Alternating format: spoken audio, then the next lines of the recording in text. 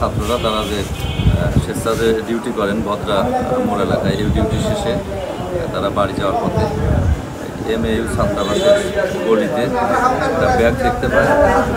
সেই ব্যাগ তাদের কৌতূহল হলে তার ভিতরে 18টি বান্ডিল তারা টাকা দেখতে পায়। সেই টাকা তারা থানায় নিয়ে আসে।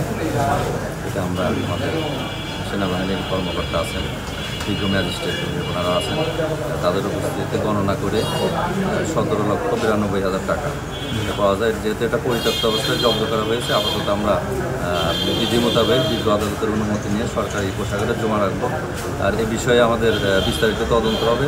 এই টাকার উৎস কোথায়, কে জড়িত, এই টাকা কার, এগুলো আমরা তদন্তে বের করে নিয়ে আসবো। এর সাথে কোনো বেআইনি কার্যকলাপ জড়িত থাকলে সে আইনের আওতায়।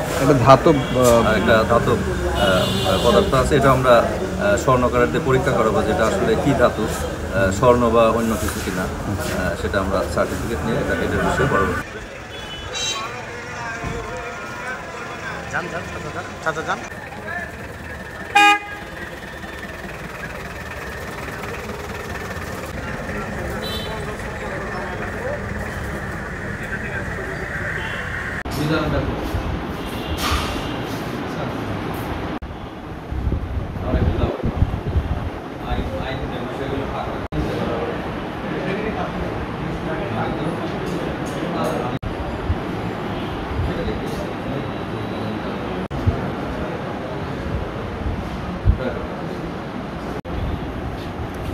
আরে ভাই